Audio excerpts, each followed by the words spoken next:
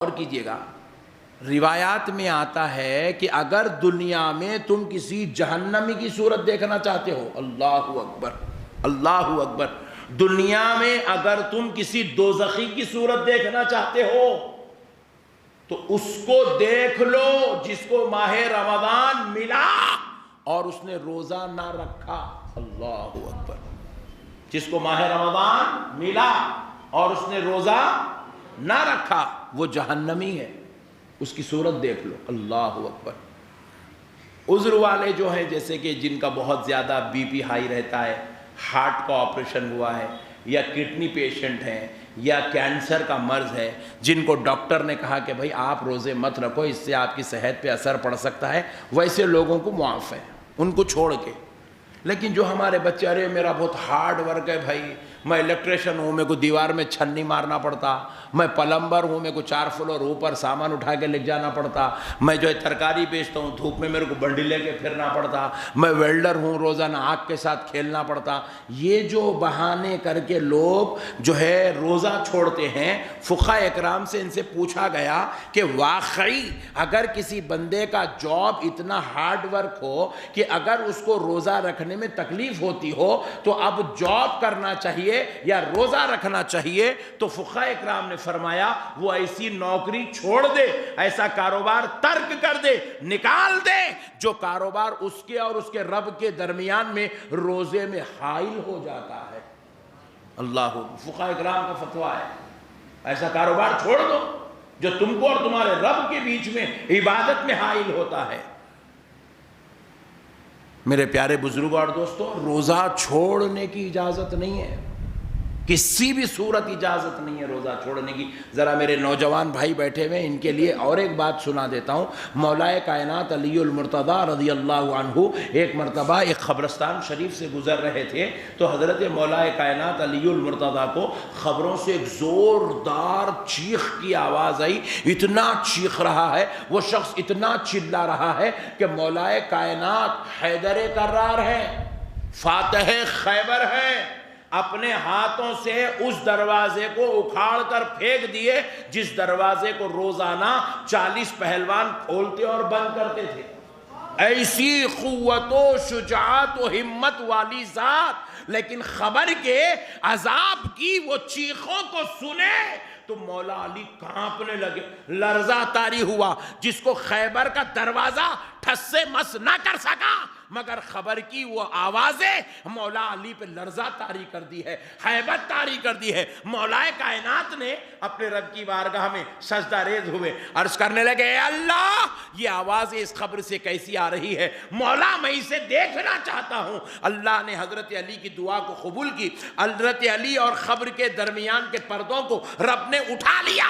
مولا کائنات خبر شریف میں دیکھنے لگے، خبر میں دیکھنے لگے تو کون ہے وہاں؟ کوئی بوڑھا نہیں تھا، کوئی یہودی نہیں تھا، خبر میں کوئی عیسائی نہیں تھا، کوئی کافر نہیں تھا، خبر میں کوئی 40-50 سال کا عمر کا آدمی نہیں تھا، بلکہ خبر میں ایک مسلمان تھا، 25 سال کا نوجوان تھا۔ مولا کائنات جیسے ہی وہ منظر دیکھے، اتنا دردناک عذاب اس کو خبر ڈال کے اس کو دبا رہی ہے، اس کے پھسلیوں کا خیمہ بن رہا ہے، بھیجا پچکاریوں کی طرح باہر نکل رہا ہے، سانپ و بچھو لوچ لوچ کے اس کے جسم کو کھا رہے ہیں، اس کے جسم کا خیمہ بنایا جا رہا ہے، جتنا دردناک عذاب۔ جیسے ہی مولا کائنات دیکھے، روایات میں آتا ہے آپ زمین پہ گر پڑے، اللہ اکبر۔ پھر مولا کائنات نے اپنے رب کی بارگاہ میں عرض کیا، اللہ اس کے اوپر سے کچھ دیر کے لیے عذاب روک، میں اس سے بات کرنا چاہتا ہوں۔ تو اس کے اوپر سے کچھ دیر کے لیے عذاب روکا گیا، مولا کائنات براہ راست بات کرنے لگے۔ تو وہ شخص سے، نوجوان سے پوچھتے ہیں، نوجوان کیا تو یہودی کافر تھا؟ کہا نہیں اے علی، میں تو مسلمان ایمان والا تھا۔ تو بولے کیا تو شراب، زنا، چوری، بدکاری کیا کرتا تھا جس کی وجہ سے تجھے اتنا دردناک عذاب ہو رہا ہے؟ کہا نہیں علی، میں تو نمازی، متقی، پرہیزگار، عابد، زاہد تھا۔ تو بولے اتنی عبادات کے بعد پھر یہ اتنا دردناک، اتنی ہولناک عذاب کیوں ہو رہا ہے؟ تو وہ نوجوان کہنے لگا، علی اس لیے ہو رہا ہے، جب سے میں بالغ ہوا ہر رمضان کے میں پورے روزے رکھتا تھا۔ علی ایک مرتبہ ایک رمضان میں غفلت سے ایک روزہ چھوٹ گیا جس کے بدلے میں مجھے اتنا دردناک عذاب دیا جا رہا ہے۔ صرف ایک روزہ چھوڑا، صرف ایک روزہ، وہ بھی غفلت سے، جان بوجھ کر نہیں، غفلت سے روزہ چھوٹا تو اتنا دردناک عذاب ہو رہا ہے۔ تو آپ اندازہ کیجئے جو لوگ جان بوجھ کر روزے چھوڑ دیتے ہیں، سحری کا بہانہ بنائے روزے چھوڑ گئے، نہیں یار میری سحری میں نیند اشار نہیں ہوئی، اللہ اکبر کبیر۔ بعض لوگ جو ایک طبیعت کو روزہ بہانہ بنا کر روزہ چھوڑ دیتے ہیں، معاملات کو روزہ بنا کر بہانہ بنا کر روزہ چھوڑ دیتے ہیں، اپنے کاروبار کو بہانہ بنا کر روزہ چھوڑ دیتے ہیں، دیگر چیزوں کو روزہ بنا کر بہانہ بنا کر روزہ چھوڑ دیتے ہیں۔ سوچو اللہ کے باس ان کا کتنا دردناک عذاب تیار کر کے رکھا گیا۔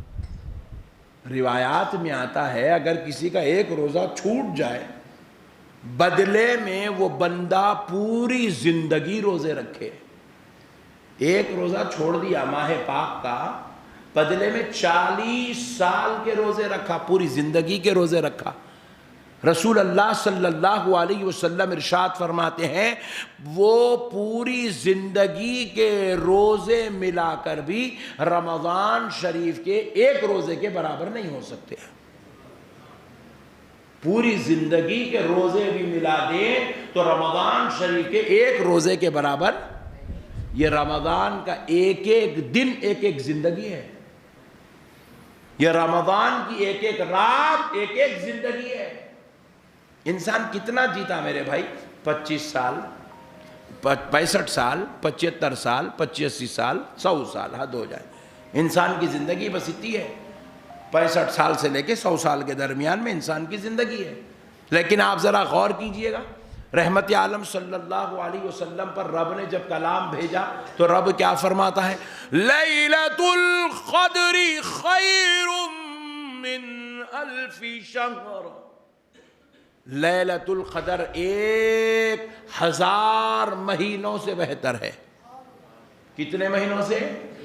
ذرا زور سے بولیے۔ 1000 مہینوں کی زندگی، 12 مہینوں کا ایک سال ہوتا۔ کتنے؟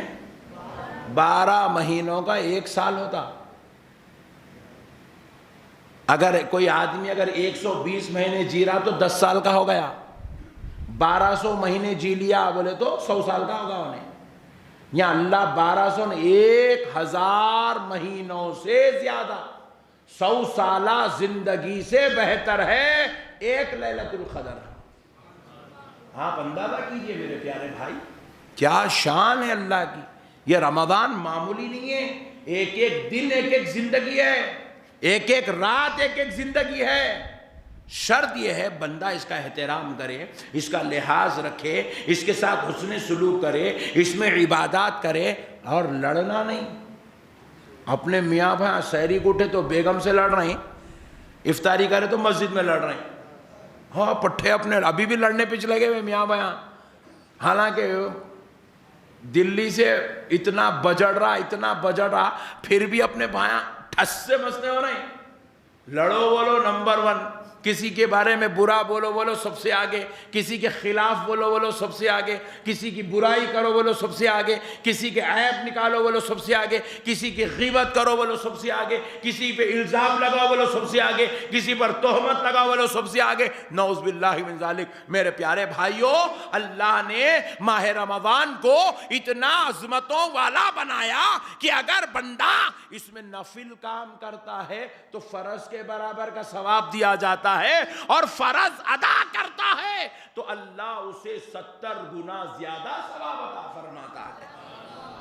یہاں پر نفل فرض کے برابر ہے اور فرض 70 فرض کے برابر ہے۔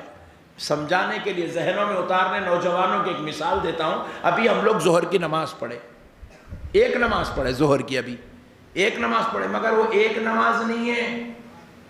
شعبان کے مہینے میں، رجب کے مہینے میں 14 دن نماز پڑھنے پر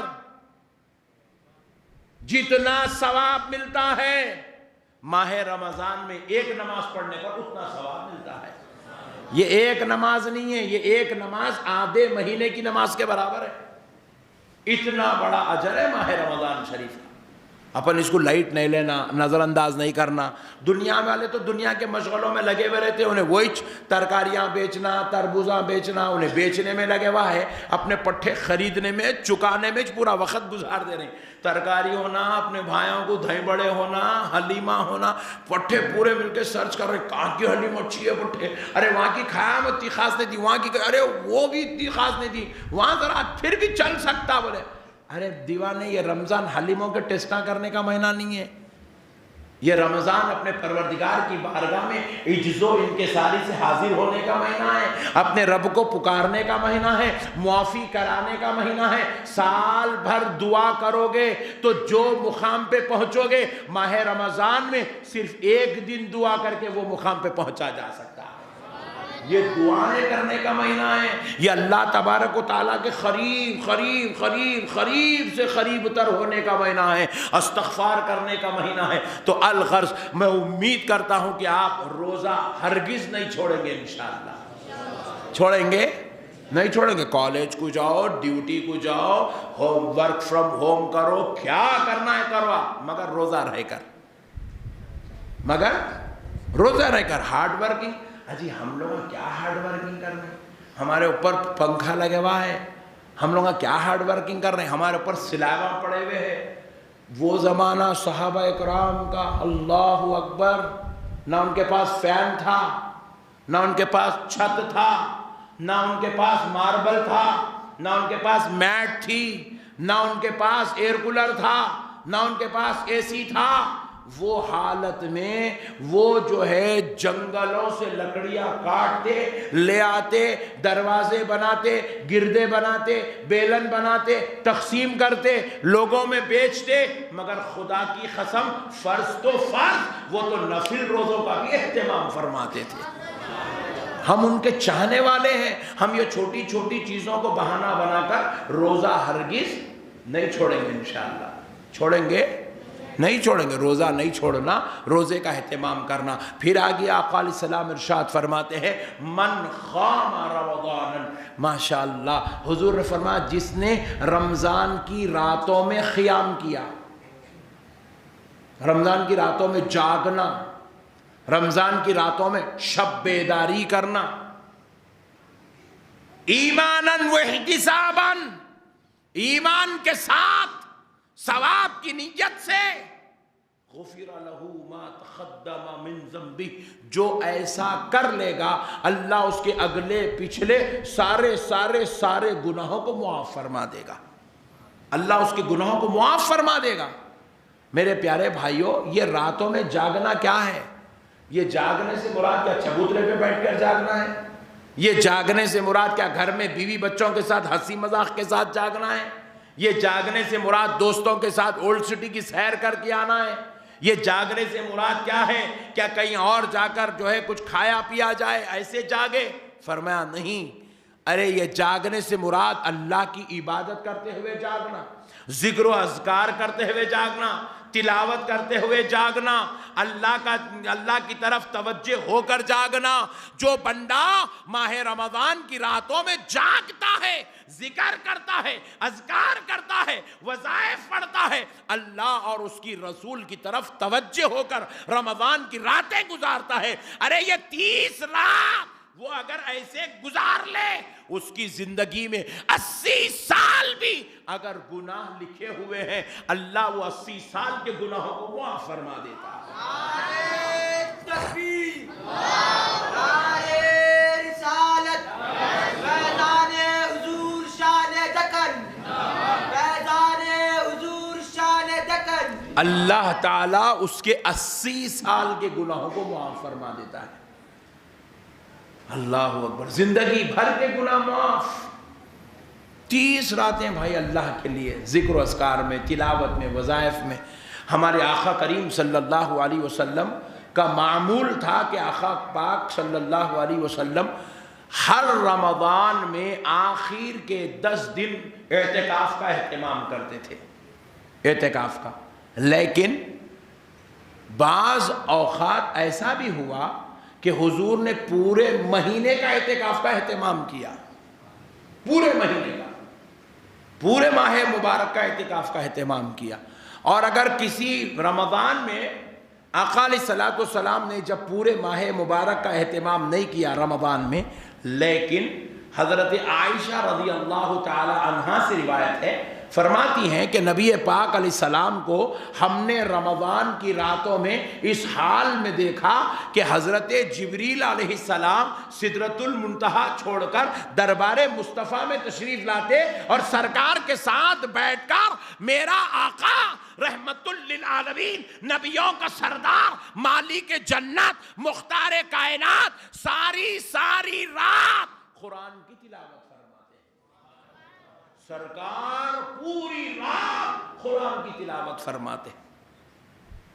اسی لیے میں نے آج خطبے میں جو آیت پڑھی ہے، اِنَّا نَحْنُ نَزَّلْنَا الذِّكْرَ وَإِنَّا لَهُ لَحَافِظُونَ۔